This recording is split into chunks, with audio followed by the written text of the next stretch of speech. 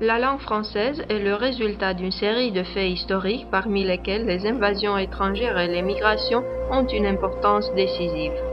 51 avant Jésus-Christ. La Gaule est entièrement conquise, ce qui exerce une importante influence latine.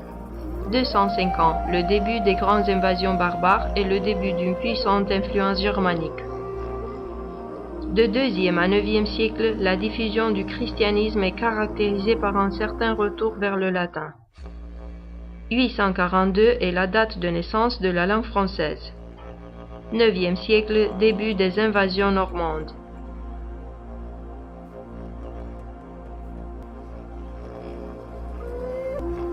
Ils sont appelés Normands ou Vikings. Ils sont guerriers, navigateurs et marchands.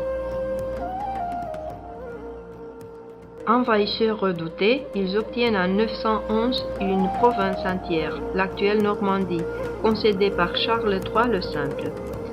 Du point de vue linguistique, les Normands apportent en français une cinquantaine de mots, la plupart utilisés dans le monde des navigateurs. De l'autre côté de la Manche, c'est-à-dire en Angleterre, l'histoire est plus ou moins la même. Les deux territoires sont occupés par les Normands, les contacts entre les deux zones étant donc fréquents. Après la bataille d'Hastings de 1066, Guillaume le Bâtard, qui était parti de Normandie pour conquérir Angleterre, devient Guillaume Ier d'Angleterre. À partir de ce moment-là, l'aristocratie anglaise parle le franco-normand. Les enfants des familles riches étudient en France. Les juristes et les employés de l'administration sont recrutés en France. C'est ainsi qu'on peut expliquer l'existence en anglais des mots comme council, count, justice, mais aussi peace, treasure, bargain. Il est démontré que 2/3 du vocabulaire anglais sont des mots d'origine française. Le long des siècles, les emprunts se sont réalisés selon les tendances et les goûts des locuteurs et dernièrement selon les progrès technologiques. De nos jours, les choses se sont inversées un peu.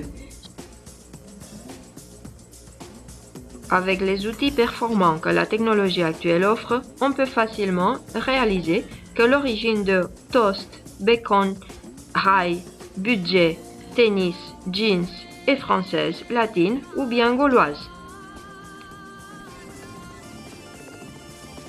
Certains mots ne sont pas encore acceptés par les puristes, mais il est évident qu'on va tôt les retrouver dans les dictionnaires.